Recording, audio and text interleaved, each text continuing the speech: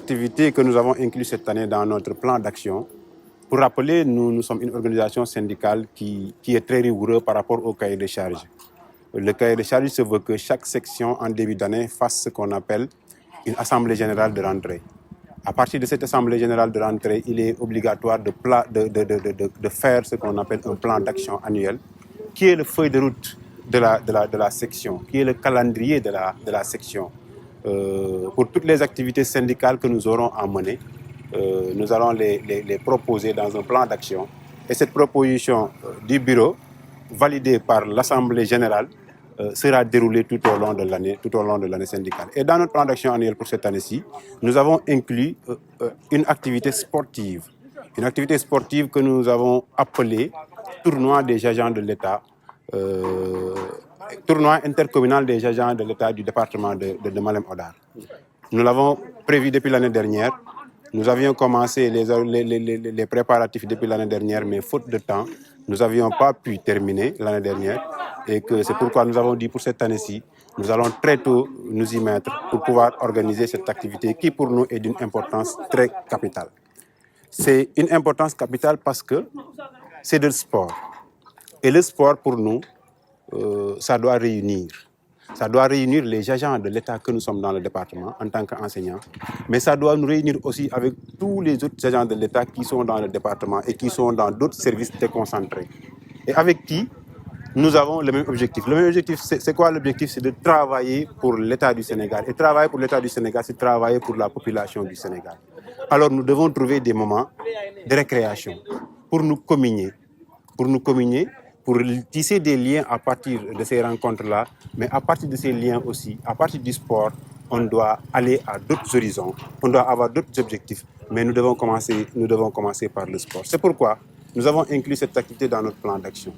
Et la cérémonie d'ouverture que nous avons organisée aujourd'hui, nous y avons invité tous les acteurs sportifs au niveau du département. Au premier chef, l'inspecteur des sports, qui est l'inspecteur départemental des sports, à savoir Khadim Mendy, qui s'est excusé parce qu'il y a une autre cérémonie à laquelle il devrait se présenter. Ensuite, le préfet du département qui avait d'ailleurs promis de présider cette cérémonie, mais malheureusement ou heureusement, il y a une cérémonie d'envergure départementale, une cérémonie religieuse, et à laquelle il devait aller présider avec tous les chefs de service déconcentrés qui sont dans le département. Mais nous y avons ensuite invité, en tout cas, toutes les ASC qui sont dans la commune de Malem Hodar, que nous remercions davantage parce que tout le monde était présent, répondre présent à l'appel et honoré par le président cette belle cérémonie que nous organisons aujourd'hui. Nous y avons ensuite invité tous les groupements féminins. Pourquoi? Parce que pour nous, on donne le bon exemple aux enfants. On éduque les enfants. On les parle de fair play toujours à l'école, du sport toujours à l'école. Mais le travail que nous faisons à l'école devrait être continué à la maison par les parents. Et quand on parle de parents à la maison, il y a d'abord la maman.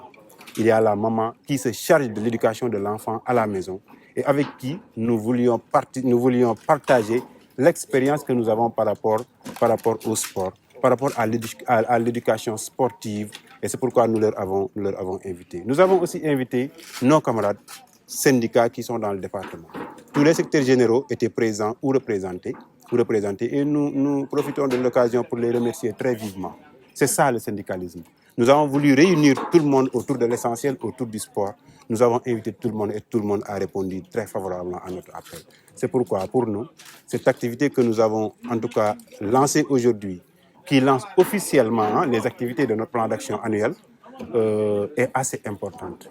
Et nous souhaiterions que ça continue comme ça. Ça continue comme ça jusqu'à la fin de l'année parce que le tournoi se joue dans toutes les communes du département. Et la finale se jouera au mois de mai ici, au stade municipal de Malem Hodar, comme nous l'avons fait aujourd'hui. Nous souhaiterons que tout le monde soit animé par cet esprit de fair play-là, pour donner le bon exemple à tous les enfants de toutes les communes, à tous les sportifs de toutes les communes du département, pour enfin, in fine, que nous puissions nous regrouper autour de l'essentiel.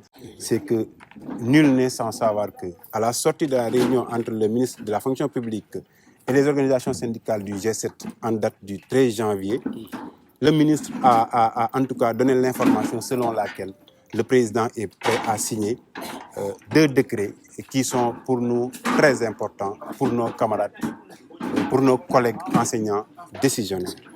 Enseignants non fonctionnaires qu'il est communément appelé, qu'on appelle communément enseignants décisionnaires. C'est quoi ces 2 décrets? Le premier, c'est le 2006-392 et le 74-347. 2 décrets qui vont drastiquement, qui vont, si je peux le dire comme ça, complètement changer une injustice qui était là depuis le début, en tout cas, et qui est tombée sur nos collègues décisionnaires. C'est quoi cette injustice? Il y a ce qu'on appelle des décisionnaires à tort. Des collègues qui sont devenus décisionnaires et qui ont eu leur diplôme avant 35 ans. Du fait des lenteurs et des lourdeurs administratives, ils ont été intégrés ils ont été intégrés après 35 ans. Et qu'ils n'ont pas été décisionnaires parce qu'ils ont été recrutés avant 35 ans. Mais c'est l'État, à travers ces lourdeurs et ces lenteurs, qui les a traînés jusqu'à ce qu'ils aient 35 ans avant d'avoir le diplôme. Et qu'aujourd'hui, l'État est d'accord pour corriger cette injustice-là. L'État est d'accord pour revenir, pour que ces enseignants qui avaient eu leur diplôme avant 35 ans puissent enfin être reversés dans le corps des fonctionnaires. Et pour nous devons applaudir, parce que c'est une revendication que nous avons toujours mise sur la table. D'autres disent que nous parlent d'ailleurs d'éradication du corps des non-fonctionnaires, des décisionnaires. Mais nous, ce que nous avons toujours dit et défendu, nous sommes cohérents, conséquents par rapport à la démarche que nous avons toujours eue, et très raisonnable. Nous, on n'a jamais défendu l'éradication du corps des non-fonctionnaires. On n'a jamais défendu l'éradication du corps des décisionnaires. Mais nous avons toujours prôné pour la correction. Et cette correction, aujourd'hui, le président de la République est en train vraiment d'y apporter des solutions. Et c'est pourquoi nous voulons nous en féliciter et féliciter l'ensemble des collègues, l'ensemble des syndicats qui se sont toujours déployés, qui se sont toujours levés pour que cette correction-là soit faite. Le deuxième décret, le 74-347, vient lui aussi corriger une incorrection, une injustice, j'allais dire. C'est quoi l'injustice? C'est que pendant les avancements qu'on appelle les avancements de grade, l'État du Sénégal dit qu'à chaque fois que vous devez avancer en grade, si vous êtes 100, pour les fonctionnaires, 60 vont avancer. Mais pour les non-fonctionnaires, à savoir les décisionnaires, seulement 50 vont avancer. Alors, ce décret vient corriger cette injustice-là, parce que nous sommes tous des enseignants, nous sommes tous des agents de l'État. Quand nous avançons, nous devons avancer ensemble. Il n'y a pas que les enseignants fonctionnaires avancent à 60% et que les enseignants non fonctionnaires à 50%. L'État est en train de corriger ça pour que tout le monde avance à 60%. C'est une correction assez importante que l'État apporte.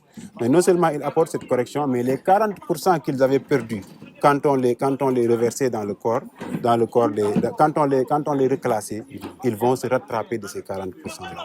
On va les rendre ces 40% qu'ils avaient perdus et on va calculer depuis qu'ils ont eu le diplôme jusqu'à la date de signature du décret par rapport au grade qu'ils ont actuellement. Qu'est-ce qu'ils ont perdu et on va leur rendre cette ancienneté-là. Ça, c'est assez important pour nous et il a fallu qu'on en communique. Et incessamment, nous allons appeler une assemblée générale pour communiquer davantage avec les collègues sur ces questions. Je vous remercie vraiment Malem TV d'avoir accepté de venir aujourd'hui couvrir cet événement, mais de la partager avec nous, mais de le partager avec tout le Sénégal à travers votre chaîne. Merci vraiment. Merci.